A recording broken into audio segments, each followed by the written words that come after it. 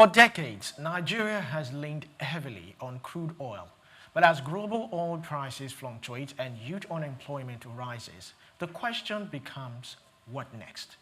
The answer may lie right beneath our feet, in the soil. Nigeria's agricultural sector contributes over 20% to the gross domestic product and employs more than a third of the population. Yet, it remains underdeveloped. Commercial agriculture and farming for profit can generate revenue, jobs, food security. Now, when you commercialize agriculture, you build entire value chain. You are not just growing crops, you are fueling industry. Good morning and welcome to Just Africa. I am Olumide Sokoya, and today we discuss the role of commercial agriculture in the economic diversification of Nigeria. We have a special guest in the studio. Stay with us, we'll be right back.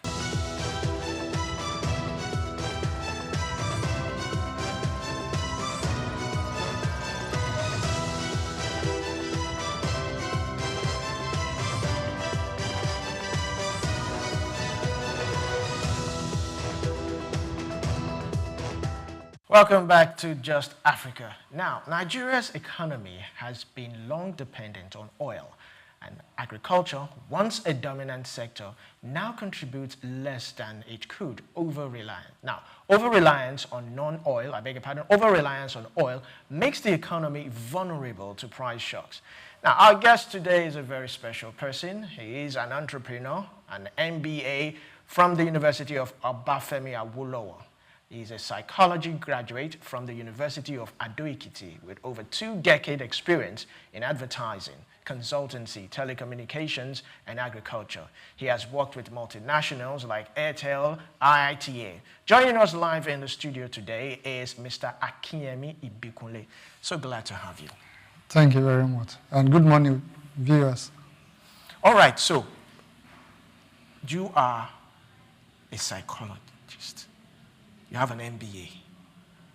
How did all that go into agriculture, farming? Take us through your journey. How did you find yourself in agriculture, farming? What were the challenges? Leaving no details. Okay, I come from a third-generation family of entrepreneurs and agriculture. What's the word now?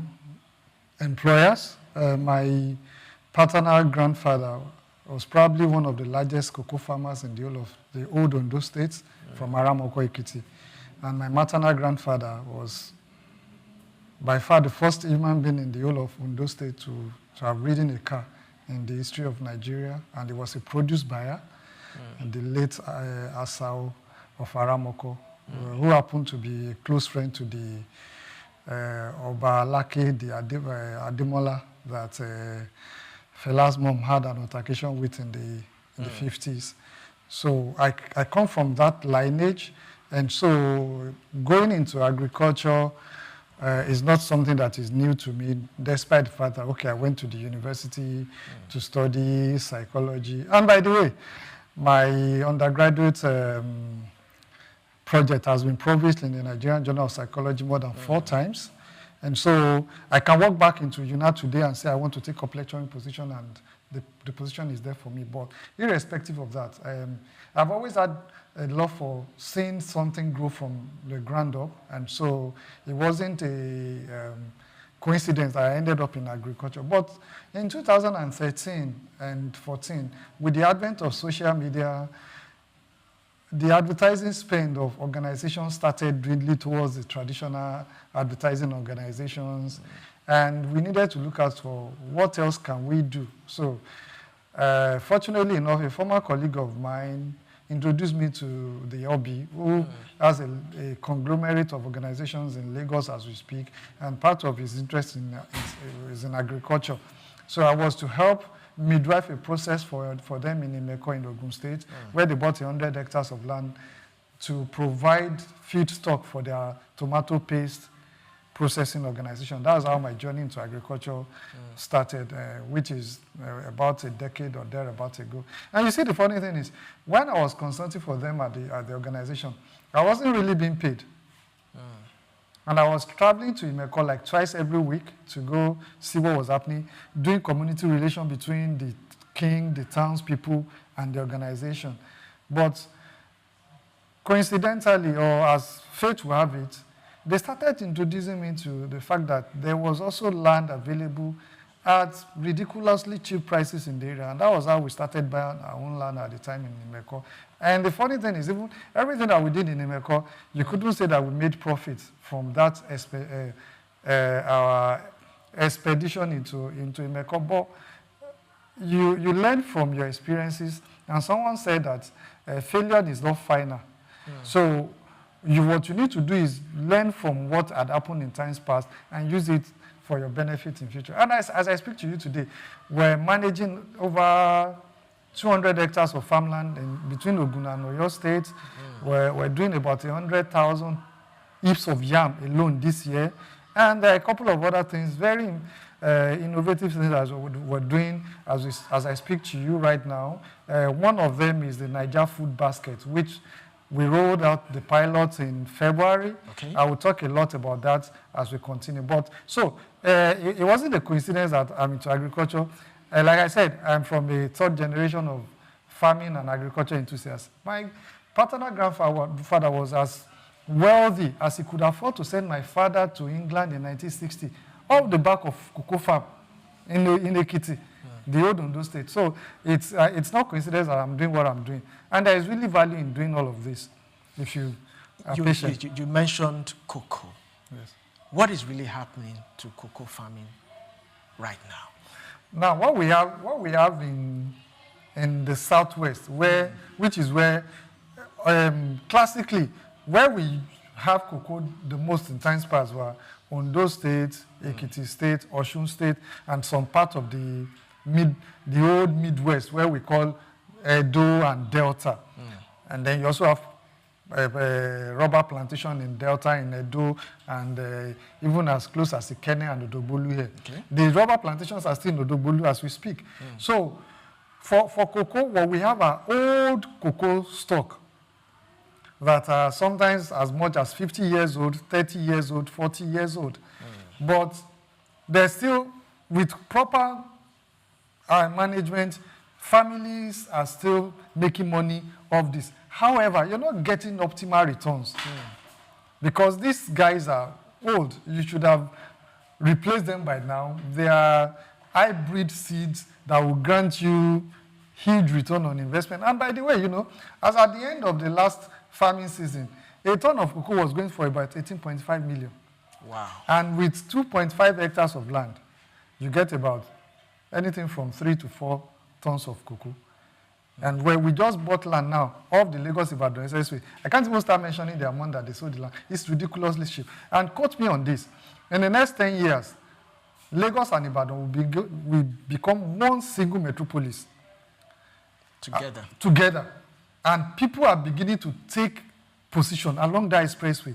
Unfortunately, they are not Nigerians. Chinese, Indians, Pakistanis, Lebanese are taking position in order. Where we have a farmhouse in Iperu-Remo, the largest cotton factory in Africa will soon birth in that place. And there are Iperu-Remo indigens wasting away in Lagos, Oderemo indigens wasting away in Lagos, Ogereremo indigens wasting away in Lagos, chasing what is not available. Now, you mentioned that Chinese foreigners basically are the ones taking over this farmlands. Why is this so? Could it be, if you look at our youths today, could it be that there's no lack of encouragement? Could it also be, challenges like weather, climate, insecurity? Or why are foreigners coming in to do what we are supposed to be doing? All right, I would start this way. Someone said, when you go to the Muritala Mohammed International Airport or the Nnamdi Azikiwe International Airport in Abuja, you see Nigerians running away. And then the planes coming back to Nigeria, you see white people running into Nigeria.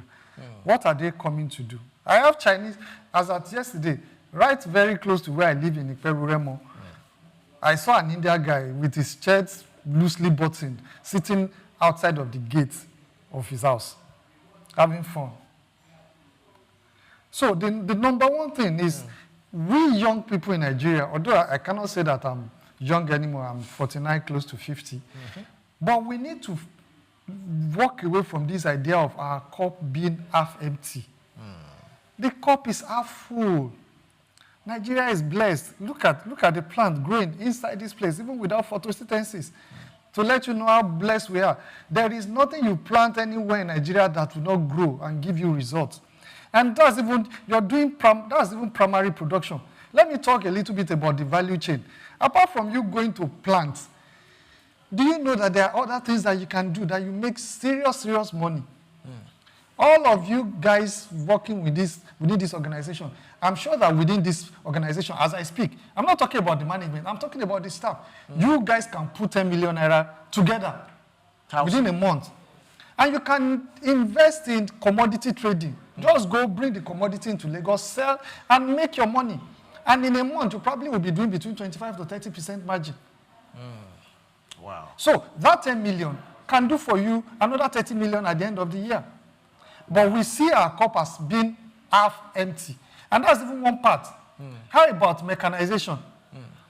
If you buy one tractor today, within 2 years, the money on that tractor is back. And that tractor will serve you for a minimum of 10 years. Unfortunately, we do not even have enough tractor per square kilometer in the country. Or you go into part of the mechanization we're talking about, you have bulldozer. Apart from the fact that the bulldozer will do construction work, you use it on farm to clear the thick forest that is prevalent in the south. So we need to start seeing the cup as being half full. Let's talk about manufacturing. Do you know that, okay, if you want to go into Gari processing, as I speak to you now, even with as little as 2 million naira, you can set up a proper Gari factory. You don't need anything that is, that is fanciful. My welder in Fidiwa, where my farm is located, will fabricate all of those things for you within a week. Yeah. And you process like 5 to 10 bags of Gari every week. So in a month, you're doing about 40 bags of Gari. And how much would that equate to? A bag of Gari is about 50,000. So multiply 40 bags of Gari times 50,000. That's 2 million naira. And there is guaranteed 80 to 100% returns. So if you invest 2 million, you can be seeing 2 million every month. Wow. With about 800K profit. And all of us sit in Lagos chasing white collar, and we complain that the country... Look, the inflation that is bothering us in Nigeria today, 40% of that inflation is accounted for by food inflation.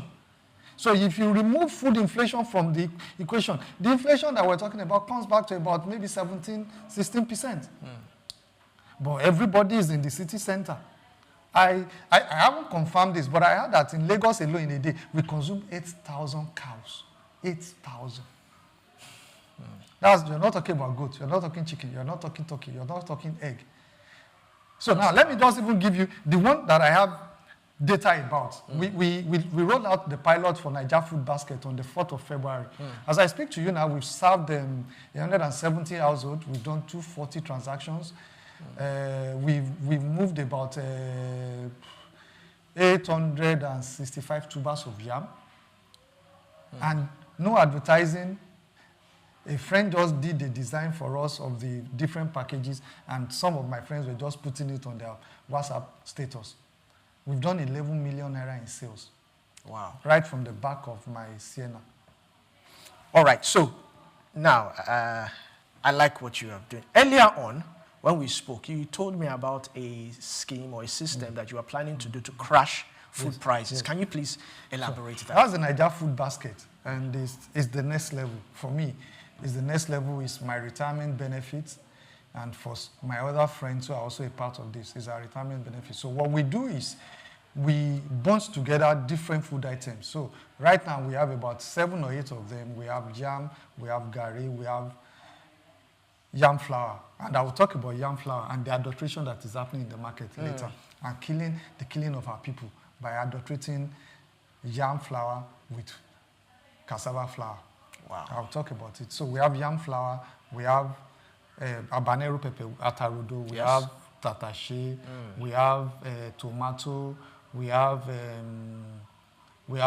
sweet potato, we have eggs. So what we do is we we have different plans.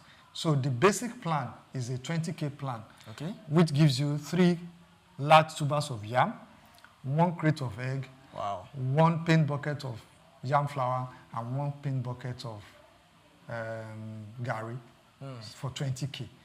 You're not going to, let me just break down the price in the open market for you. If you're going to get the real unadulterated yam flour paint bucket in the open market, you can quote me anywhere, go to my tour, it's 9,000 naira minimum. So I'm giving you one of that. I'm giving you a paint bucket of gari that is going for 2,500. That's 11,500. A crate of egg is 6,000 naira minimum. That's 17,500. And I'm also giving you 3 large tubers of yam, which is minimum is 3,000 naira. So we're delivering more than value to our subscribers. And what we're saying is our pay offline is no one has to go hungry. That's the reason why we're doing what we're doing. So beyond us making profit, we're also a social enterprise. So what we want to be able to do is piggyback on one of the SDG goals, which is to eradicate hunger and help the society, most especially the city centers, where these food problems are most prevalent. Help them to make sure that, okay, food is readily available and cheap and easy to access. And now, for us, we only don't even make those food available. We deliver to your doorstep. So it's a direct-to-home service that we're offering to you. Imagine you order the 50K package. 3 crates of egg is inside that 50K package. 3 crates of egg, 5 large tubers of yam, 4 paint buckets of tomato, 2 paint of rodo. And we deliver everything to your footstep. And our plan is by 2028, there are about 4 million households in Lagos. I'm not even looking for 4 million. I only want to do 10,000 households. And if I begin to run the numbers with you, you'll be amazed at what is possible in this country. And like I said, we need to see the cup half empty. If you're doing an average of 30,000 naira across the 4 variations of what we're doing, and you're serving 10,000 households in Nigeria, you're doing about 300 million every month. Thank you very much for that. So I like how you've explained all this. You are really, really impacting Nigeria in a way. But this cannot just be only you. So my question now is, how can agriculture, in your own little recommendation, how can agriculture remove that dependency that Nigeria has on oil? How can it contribute to reducing Nigeria's oil dependency? I think we're making progress because I had, I think about a few days ago that outside of the oil, cocoa was the largest contributor to the foreign exchange earnings that we had last year. So imagine if, like in those days, God bless and rest the soul of Baba Awolowo, if we had continued along those trajectories, we forgot the old parts. If we had followed through with what Baba started, television came into this country before it got to Spain. And on the back of agriculture money, Wema Board estates, is agriculture money that built all those estates. So the way out of what we're doing is for the ones who are doing it not to relent. And let me tell you also that when you're coming into this, it's not a sprint. It is a marathon. There will be days when you wake up and say, why am I even doing this? And there will be other days too when you sit back and say, you know what, I think this is working. So it's being patient. It's leveraging on every opportunity that the government makes available to you, if you can. And in agriculture space, if you are consistent, if you're showing results, over time, donors will even come and support you, unlike other industries. So it's about just staying there, and there are different value chain where you can play. Okay. You can want to do crop production, which is part of what we're doing. So now we have our screenhouses, we have our open field. Our screenhouses, I sent you a couple of videos yesterday. We're growing our tomato, our habanero, a couple of other things. Okay, and then you can do mechanization in which case you can put money behind mechanization, tractor, bulldozers, and the rest of them, planter, and the rest of them. You can also do logistics. In fact, let me talk a little bit about logistics. Post-harvest losses account for about 26% of all losses on agriculture. So I harvest the product on the farm. Before I take it from the farm to Lagos or to Abuja, I have lost 26% of my produce. Wow. So if you can invest behind logistics, you can also invest behind cold chain logistics. Okay. In fact, for our Niger food basket, one of my major headache right now is protecting the tomato, the habanero, the tatashe from getting spoiled. So what happens is every day I need to go back to the farm, harvest, sort, and serve my customer. Imagine if I have a cold chain logistics somewhere on the outskirts of Lagos. And which means I can harvest these things half ripe, and for 20 days, 21 days, they're still there. So you can invest in that. You can even go into manufacturing. Mrs. Yamisi Iroloye has the biggest Sobito, cassava-based Sobito processing plant in the whole of Africa, second in the world, in Adwa Wayede in the bush. And you can't imagine the amount of numbers that she's doing. So there are different opportunities and there are different places where you can fit in in the value chain. So earlier on I said I wanted us to look at exportation, how we can export some of these goods. We have cocoa, we have rubber, we have so many things. But if you look at the process, some of the bottlenecks, custom duty, how long does it take for it to be there before you can now ship it out? We have perishable goods like tomatoes and the rest of them. What can you say? What system can be put in place to make sure that we can actually start making money from exportation of some of our... There are like two ways in which we can look at it. But before I talk about that, I know that recently the immediate past administration and this current administration, they're working assiduously to collapse the entire structure and make it a lot easier for exporters to be able to do all of the activities under one roof. So I think what they're doing now is the quarantine service, Nigerian immigration, Nigerian customs, NAFDAC, ISO, and the rest of them. The government is trying to put all of them inside one space. So where if you're an exporter, you can just go there and get all of your documentation done at once. I know that the Nigeria Export Promotion Council is championing that right now. And I think they've gone far in that. I read about it a couple of weeks ago that now the FEC has given approval for that. And that will help in a lot of ways. Because, you see, the tragedy for me is people talk about Ghana yam.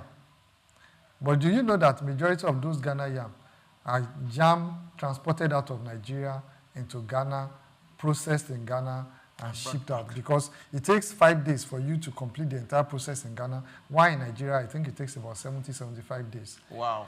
So people would rather just put it in a truck and drive through the land borders into Ghana. It will take about 3 or 4 days to move it through the land borders into Ghana. So if you add it to it, it's about 10 days. And it's our yam that I'm shipping out to US, to Canada, and the rest of those places. But for you to benefit from exportation right now, even as it is, you can engage in dry commodities.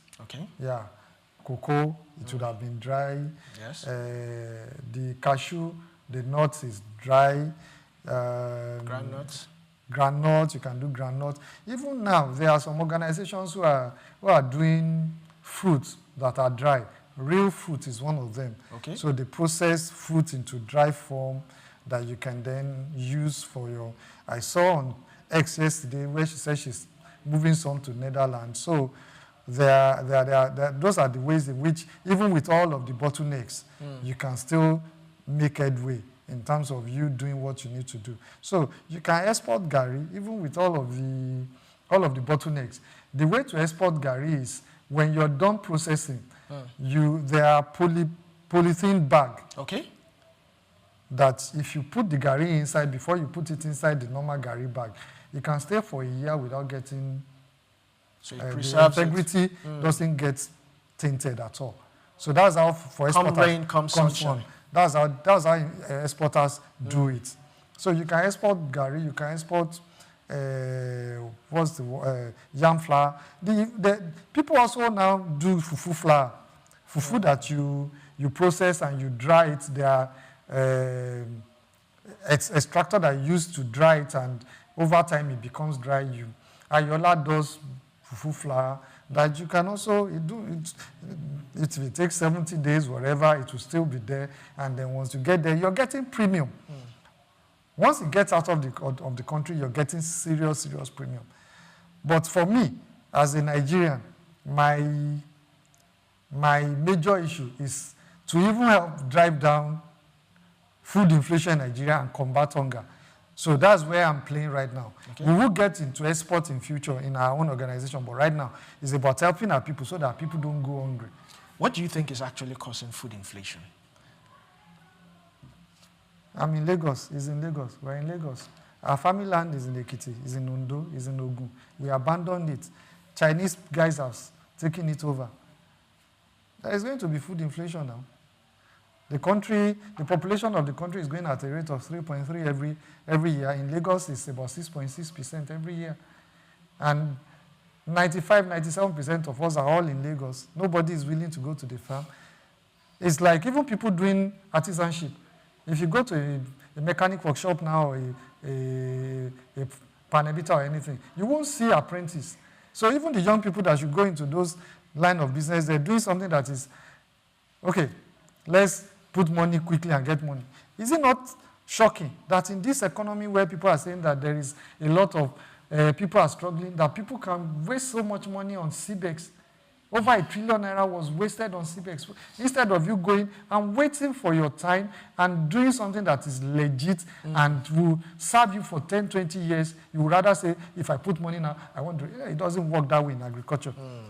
Thank you very much. So now let's look at government policies. What do you think about government policies? Are they supporting, are they hindering commercial agriculture? Like the Anchor Borrowers Scheme, was it successful? What were the bottlenecks? We didn't benefit anything in the South from the Anchor Borrowers project. I think the only value chain in the South that had a little bit of leverage was the cassava value chain. And it didn't see the light of day because there were vested interests to truncate the process. The Anchor Borrower project really benefited the people in the North for the rice plantation, mechanization of their process into processing. Not only do you produce the paddy, you also can process and it will meet international standard. The Northern Belt really benefited from that. Now, the problem with policies in Nigeria is not about coming up with fantastic policies. Implementation is where you begin to see the bottleneck. You understand? So the guys who come up with the policies, fantastic policies all over the place, there is a Bank of Agriculture, Bank of Industry, but you find out that if you go to Bank of Agriculture, they're taking money like a susu from market women who they can get their returns from on a daily basis. But for instance, I plant cassava. You're not going to get returns from cassava until minimum 10 months. And so even the guys who should be helping us would not be willing to wait for that time, to wait for their money to come back with the interest element on top of it. So it's the fantastic policies all around, but implementation is where, and it's the bane of Nigeria and Africa as a continent. If you see when people want to talk about doing stuff, you see the way they put it together. But when it's time to start, so for me, I can write documents with a whole lot. I'm a product manager, product developer. I did advertising, I did consulting. But I don't do all of those anymore. I am a let's get it done now. So once an idea comes to my head, I start implementing. Okay. All right, so in conclusion, we'll go on a short break. But before we go on a short break now, where do you see Nigeria's commercial agriculture in the next 10 years? If the right attitude, the right people are there. No, people are taking position. And what you need to do is drive around. In fact, just go between Lagos and Ibadan Expressway and see what people are doing. I know of a family, a very popular family in the southwest right now, Okay. who have a farm somewhere in the Remo axis. And they produce about, is it 12,000 crates of egg every day? Every day. And they have a capacity to do 50,000. So people are taking position. People are taking position on a daily basis, and it will only get better. It will only get better as the government continue to do its own bit on the side. Individuals will continue to come into the sector, and it can only get better. It will get better, definitely. But for some of us, there is even no way out. We've run into a cul-de-sac. So we're here, we're not living, we die here. Thank you very much, Mr. Akinyemi Ibikunle. Wow, it has been a whole lot. We'll take a short break, and while we're on it, we'll take Crashcraft. The topic for today is woodworking. Please stay with us.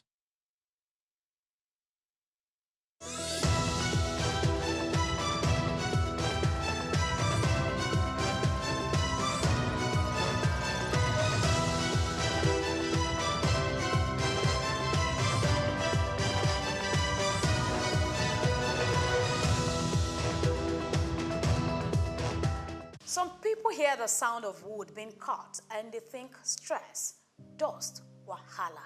They say, I beg, who won't suffer with saw and hammer? To them, woodworking is messy, tiring, and just not worth the trouble. But others, they see something else. They see polished tables, handcrafted shelves, stylish stools. They see beauty, value, and serious money. Because yes, cutting wood may be tough, but the hustle can turn into pure profit. My name is Grace Komolafe. Welcome to Cashcraft, where we show you how every skills can become money-making ventures. Today, we are talking woodworking, from basic tools to beautiful designs, and how to turn timber into treasure. Now, let's cut into it. Step 1. Pick your project. Before you saw your first board, ask yourself, what do you want to build? Furniture, shelves, decorative wall panels, or maybe customized kitchen boards. Start small. A simple stool or bookshelf can teach you the basics and still fetch good money. Let's move to step 2. Tools, timber, and a plan. You don't need a massive workshop to start. Basic tools like a measuring tape, hand saw, drill, clamps, and sandpaper will do.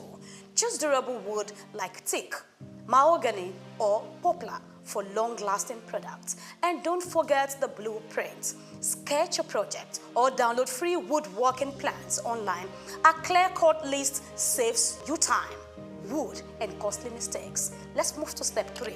Cut, build, finish. Measure twice, cut once. That's the golden rule. Then assemble carefully. Use wood glue and screws for strong joints. Once it's built, sand smooth and apply a finished varnished wax or paint to protect and beautify. That rustic table or wine rack, it just went from workshop to showroom. Let's move ahead. Step 4. Sell like a pro. Now the magic part is turning your craft into cash. Who is your customer? Young couples, urban decorators, cafe owners. They love custom, handmade, and unique. Use social media to showcase your work. Instagram, Pinterest, and all of that are gold mines for visibility. You can add pricing, yes, delivery info, and behind-the-scene videos. Look, that's a great catch. You need to let people see your videos where you are doing your work uniquely. That's an addition and validation. Now, want more reach? Yes, attend fairs, pop-up shops, or sell via platforms that you know. A whole lot of them are out there. Let's move to step 5. Stand out to scale. Offer engraving, custom size, or eco-friendly finishes. Don't just sell a table, sell a story. Yes, you can see the emphasis. Sell a story, handcrafted in Ibadan or upcycled from reclaimed wood. People pay more when the product means more. Network with interior decorators, real estate agents, and even planners. Your one shelf may become a hotel's full order. But of course, no business is all smooth road. Power issues could happen, tool costs, and inconsistent wood supply can slow you down. Still, with skills, strategy, and smart marketing, woodworking can take you from small workshop to a big warehouse. So here is your takeaway. And don't forget to do your proper research, because this is only a heads up, a wake-up call that you can do it. Woodworking is not just craftsmanship, it's cashmanship. It's a business of creativity, precision, and pride. Whether you are making one stool a week or outfitting full apartments, this is a hustle that builds literally. This has been Cashcraft, and I am Grace Komolafe, reminding you that if life gives you timber, turn it into treasure. Until next time, build bold, build smart.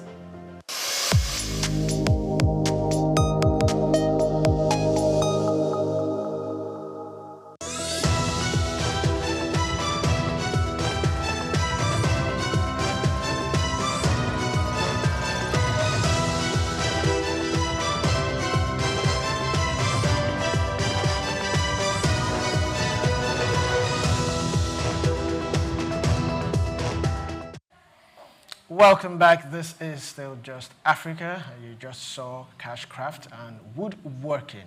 And just like Grace said, if life gives you timber, turn it into craft. We still have our guest, Mr. Akinyemi Ibikunle. And looking at the video we just saw now, talking about the woodworking, it's quite interesting what you can turn wood into, how you can craft so many things. I mean, in advanced world, artisans like carpenters, plumbers, and the rest of them, they're making quite a whole lot. But in Nigeria here, we seem to focus more on education and not artisan work and all that. But what can you say? How can we encourage more of this?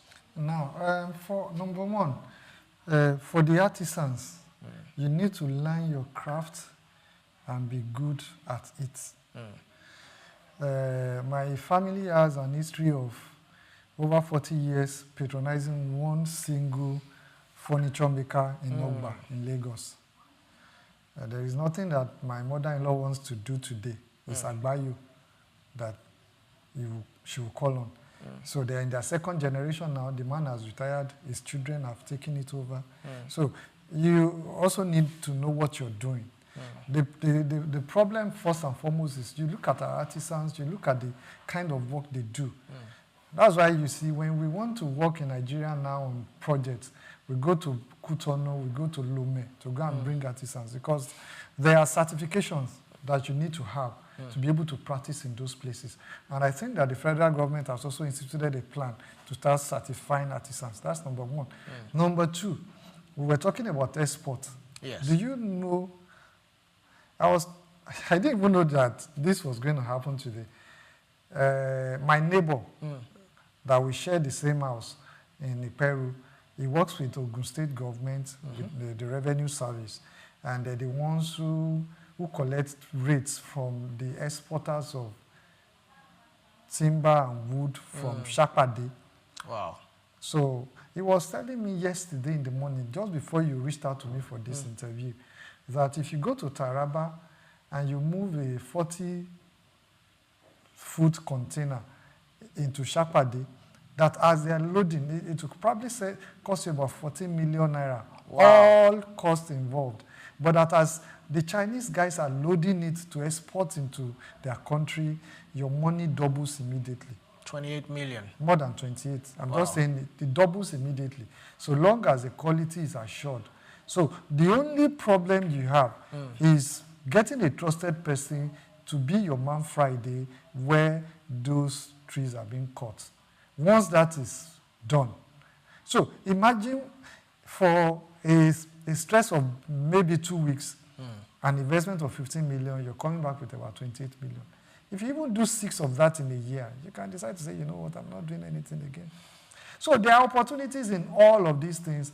It's just being patient and then also asking the right questions. So we don't ask the right questions most times. And we only think the only place where there is good money is in financial services, is in tech, is in oil and gas. No. Why do you think that all the big people in Nigeria are into agriculture? I can start mentioning names if I need to. Chief Ladoja has the largest rice plantation in the whole of Nigeria in Cross Rivers. Our former president has farm in about 24 states out of the 36.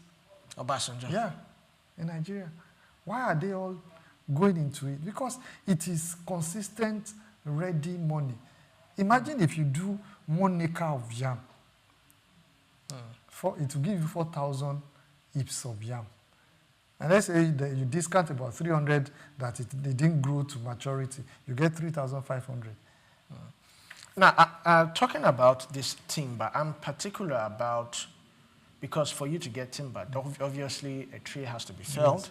So how can we preserve? Because while we're falling trees and all that, we're also, tampering with wildlife. We're also tampering with nature. So how can we preserve this? There must be concerted effort, consistent concerted effort at planting back what you've taken. That's part of the problem that we have. There was a time if you were conversant with the Lagos-Ibadan Expressway, from like 2010 to about 2015, they were harvesting timber along those belts.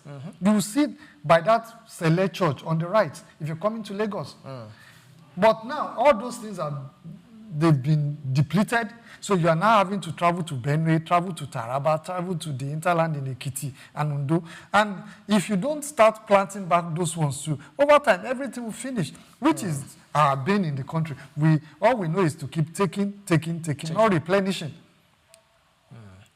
And like I said, you can take and plant back, and in 5 years, what you've taken will be back again, and the cycle continues, and you keep making more money, prosperity for you, prosperity for the country.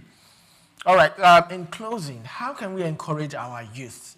Because they say they are the leaders of tomorrow, they are this, that. How can we encourage? Because our youth, they seem to be concerned with tech. Nobody wants to, and you have actually opened our eyes to see the amount of money, the amount of wealth that can be made in just agriculture alone. Yes, there are bottlenecks, yes, there are insecurities here and there, but how can we encourage our youth to start looking at agriculture, commercial agriculture? Yes, even if you don't want to go into the dirty part of the agriculture.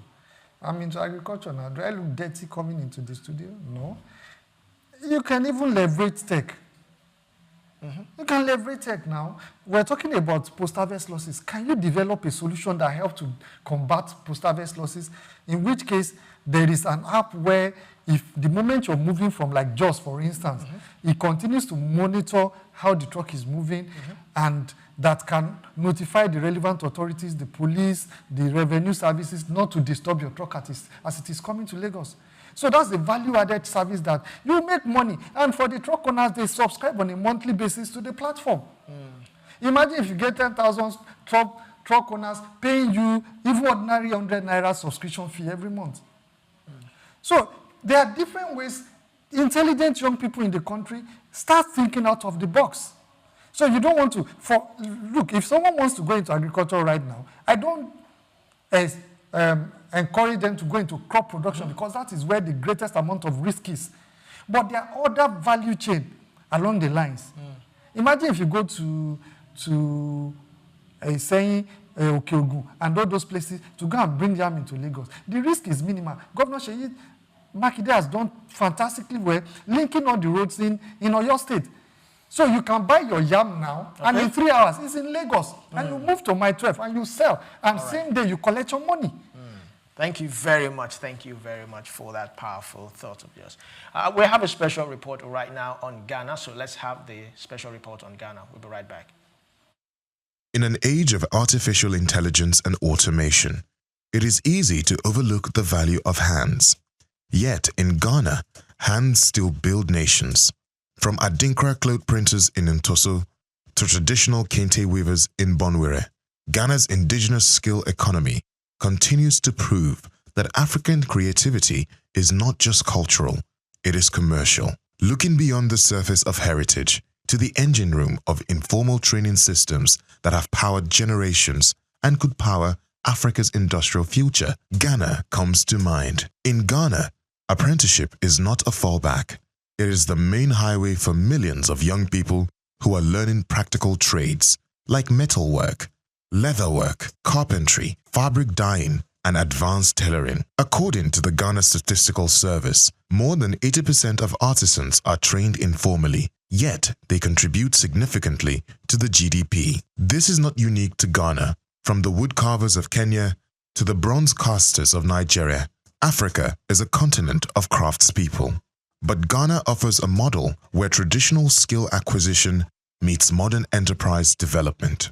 Institutions like the Council for Technical and Vocational Education and Training, COTVET, have begun integrating indigenous knowledge into formal systems, developing a dual-track model that combines age-old methods with certification, mentorship, and business incubation.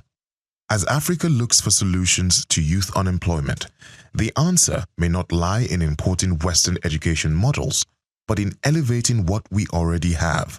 Imagine if every African country invested in formalizing informal skills, adding value chains, technology, and access to export markets. The challenge, as always, is perception. We must stop seeing artisanship as inferior. Ghana is showing that welding can build wealth and textile design can drive trade. The African hand is skilled. The African mind is gifted. What remains is for policy and investment to catch up with potential. In Ghana's apprentices, they don't just see workers, they see a future workforce Africa can proudly call its own. I'm Moyosore Adebi for Sook News TV.